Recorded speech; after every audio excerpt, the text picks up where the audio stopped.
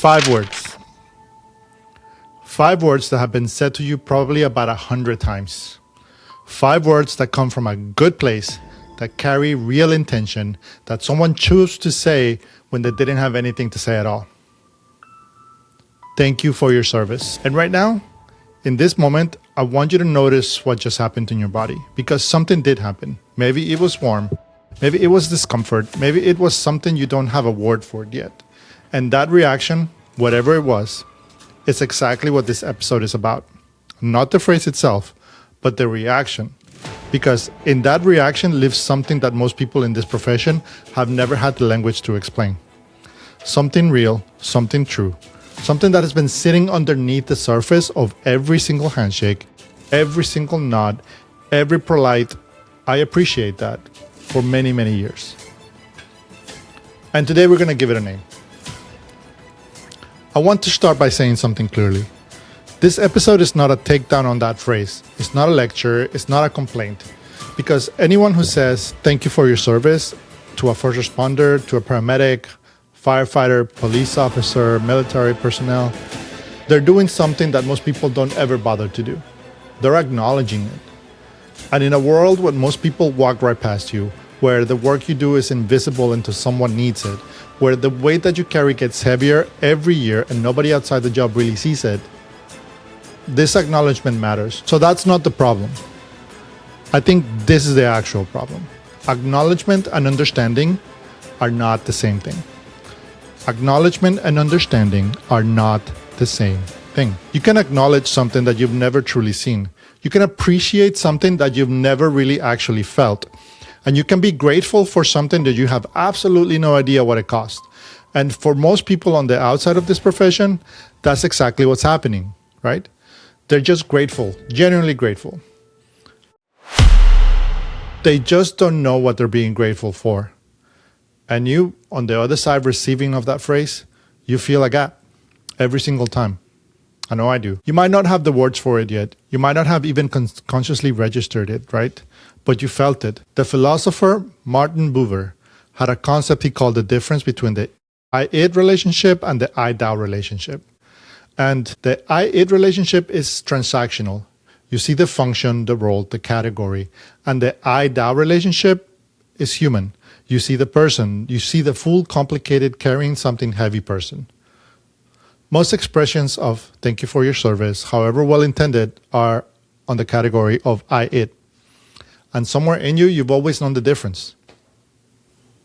And here's something I've been thinking for a while. When someone says thank you for your service and the conversation ends there, what just happened? Think about it. The person acknowledged you, they completed their social obligation, and they moved on, right? Feeling good about themselves. And you nodded, like most of us do, and you said, appreciate that, thank you. And you moved on too.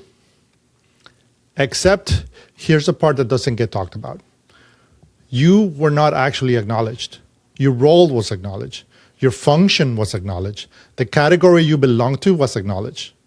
But you, the person who showed up at 4 a.m., the person who made decisions in seconds that most people will never face in a lifetime, person who drove home in silence because you couldn't figure out how to bring what happened on the shift to the house without breaking something. That person wasn't seen. The psychologist Carl Rogers spent his career studying what human beings need to feel genuinely understood. And what he found was deceptively simple. People don't need to be fixed. They don't need advice. They need to feel like the full weight of their experience has been received by another human being. Not summarized, not sanitized, but well received. When acknowledgement becomes a substitute for that, when people around you learn the shorthand phrase and use it in place of actual curiosity, it doesn't just feel incomplete. It reinforces something that you might have already started to believe, that what you carry is yours to carry alone. The gap between your world and theirs is too wide to cross.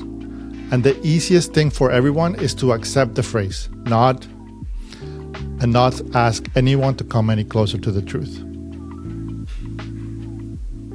And that belief, if you held it long enough, has probably costed you something.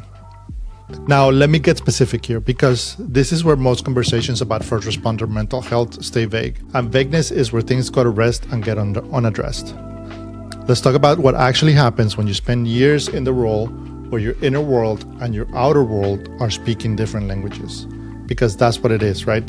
At its core, right? A fluency in urgency, in crisis, in keeping it together when everything is falling apart. And the people that love you, the people at home, the people outside of the job, they have their own fluency, right? Their own language. They speak in ordinary time, in small problems, in the stuff that doesn't register for you anymore. And over time, that gap between those two languages gets wider and wider and wider. Not because anyone did anything wrong, just because the sheer repetition of the job makes it that way. Think about what happens neurologically. Bessel van der Kolk, one of the world's leading researchers on trauma, and I probably said his name wrong, he describes how the nervous system adapts to high-stress environments. The body learns, it recalibrates, it starts to treat extraordinary as ordinary. And the cost of that adaptation is subtle, but is very real.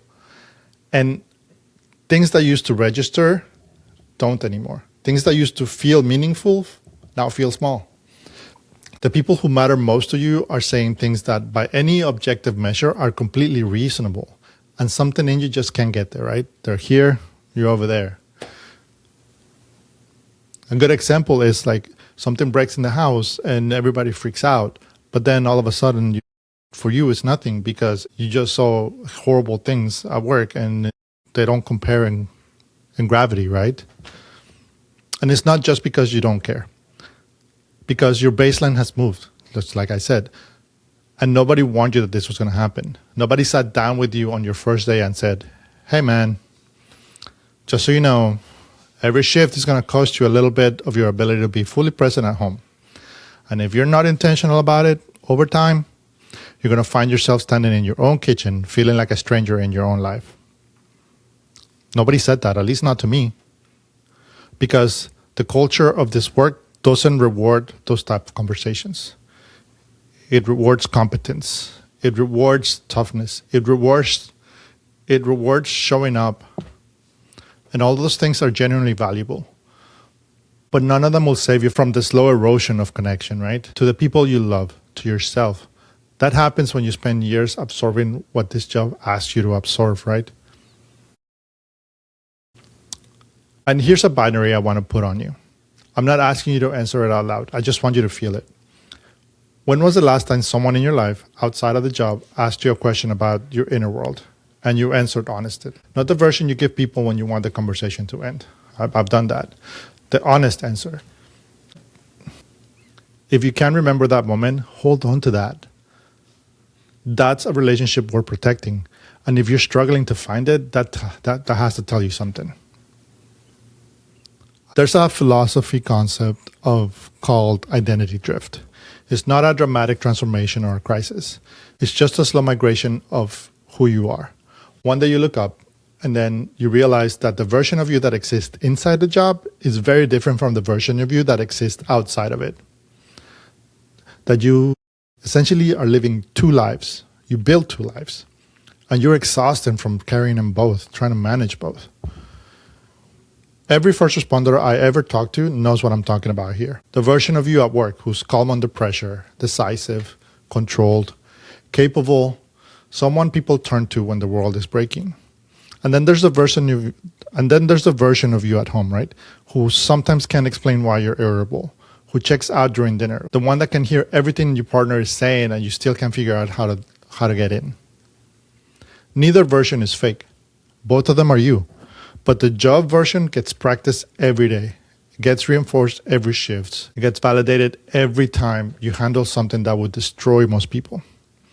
And then the home version, the version that knows how to be soft, how to be present, how to let something matter that isn't life or death, that version only gets practiced if you're intentional about it. One of my favorites, Viktor Frankl, wrote that the last of human freedoms is the ability to choose one's attitude in any given circumstances. But here's the thing about that freedom. It requires awareness. You can't choose your attitude towards something that you haven't examined yet. And most of the conversations in this profession encourage you to not examine it, to push through, to process it later, to be strong for the people around you. And then later becomes a year. And then a year becomes 5. And then somewhere in those 5 years, the distance between you and the people that you love quietly becomes the default. Not because you stop loving them, but because you stopped letting them see the full version of you. And they stop asking about it. And then both of you learn to live with that gap. Okay, here's the second binary. Right now, today, is the version of you that the people closest to you see the real version? Or is it the edited version? The one that knows what to share and what to keep behind the wall. Because if it's been the edited version for a while, the wall isn't protecting them. It's just making you harder to reach. So what's the answer then, right? I want you to be careful here, because this is where the conversation often gets too neat, too tidy, too much like, here are 5 steps to reconnect with the people you love. This is not what this is. Because the truth is this: the path back to genuine connection isn't a checklist. It's a choice that you have to make again and again and again. But I can tell you what it starts with. It starts with someone being willing to ask a different question.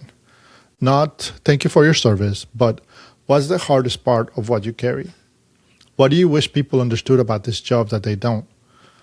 What does a bad day actually cost you?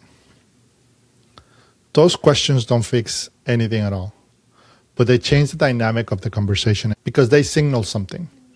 They say, I'm not here to acknowledge the role. I'm here to see the person. I'm here to see you. And that, for someone who has spent years being seen primarily as a function, lands very different. Now, for the people listening who are on the outside of this profession, if you love someone who does this work, a partner, a parent, a sibling, a friend, and you've been reaching for that phrase because it just feels like the right thing to say, well, it is the right thing to say, but it's just not enough. You need to go further. Sit down.